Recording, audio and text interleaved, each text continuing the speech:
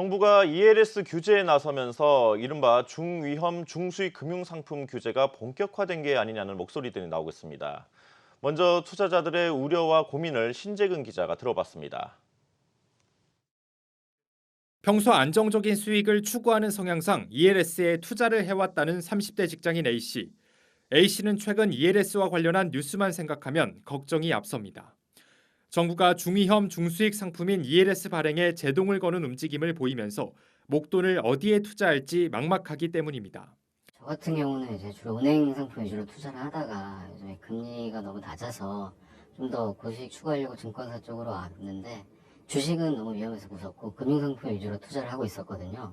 그래서 ELS 쪽으로 좀 더 비중을 두고 있었는데 ELS 비중 발행량이 줄어든다라고 하면은 위험하더라도 주식을 해야 될지 아니면 조금 수익이 덜 나더라도 다시 은행으로 돌아가야 될지 좀 고민입니다. 사정은 ETN과 DLF 등 다른 금융상품도 마찬가지입니다.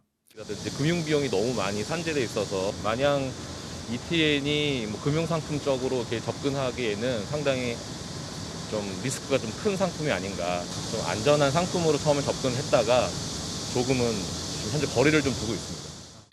시민들의 생각처럼 현재 중위험 중수익 상품은 모두 규제를 받고 있거나 받을 것으로 예상돼 점점 투자하기 어려운 상황으로 내몰리고 있습니다. 이에 따라 투자자들은 갈수록 중위험 중수익 상품보다는 리스크가 거의 없거나 리스크가 큰 상품으로 목돈을 굴리고 있습니다. 장기 투자는 제가 예금 쪽으로 들어가기 때문에 펀드는 잘 안 하는 편입니다.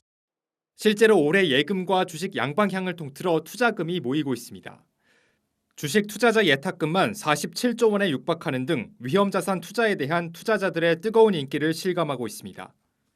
하지만 예금의 경우 현재 금리가 현저히 낮고 주식은 유동성이 풍부하다고는 하나 코로나 사태 이전 수준을 모두 회복한 상태라 변동성이 확대될 가능성을 배제할 수 없다는 평가입니다.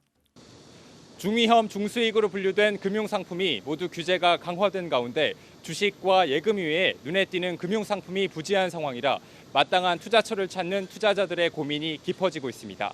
한국경제TV 신재근입니다.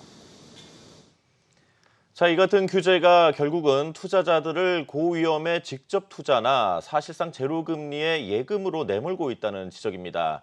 다시 말해서 투자자들의 재테크 선택지가 갈수록 줄고 있다는 얘기인데요. 계속해서 이민재 기자입니다.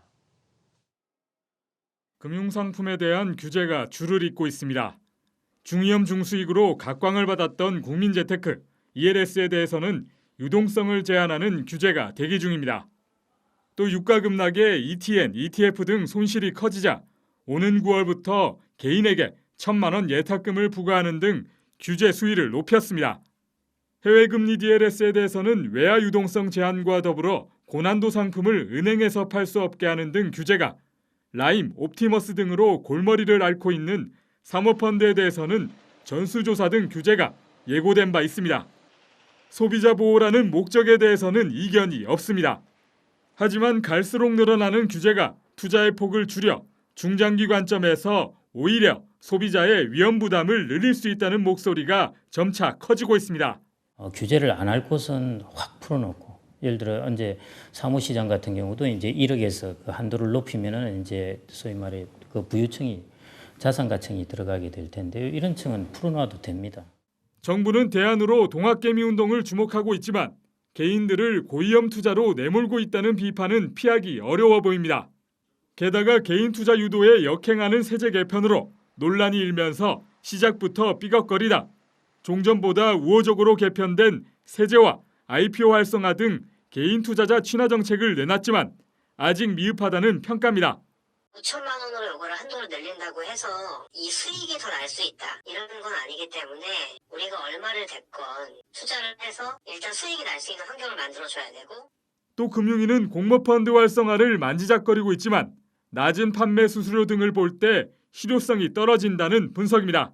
펀드가 수익률도 안 좋고 수수료 떼가는 것도 있고 판매 그 수수료까지 확 깎이고 이래서 이게 완전히 시장이 됐는데 이렇게 해서 얼마나 활성화가 될지는 이제 두고 봐야겠죠.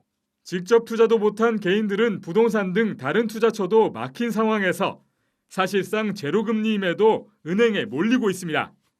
실제로 지난달 말 기준 은행 수신액은 1,858조 원으로 지난해 말보다 108조 7천억 원 급증했는데 이런 상황이 지속되면 유동성 함정으로 경제 전반에 경고등이 켜질 수 있다는 우려가 제기됩니다. 고위험 직접 투자 또는 제로금리 예금이라는 한정적인 재테크로의 투자자 쏠림 현상이 더욱 심해지는 상황. 정부와 금융당국이 소비자 보호와 투자자 선택 사이에서 균형을 찾지 못하는 동안 투자자가 질 위험은 갈수록 커지고 있습니다. 한국경제TV 이민재입니다.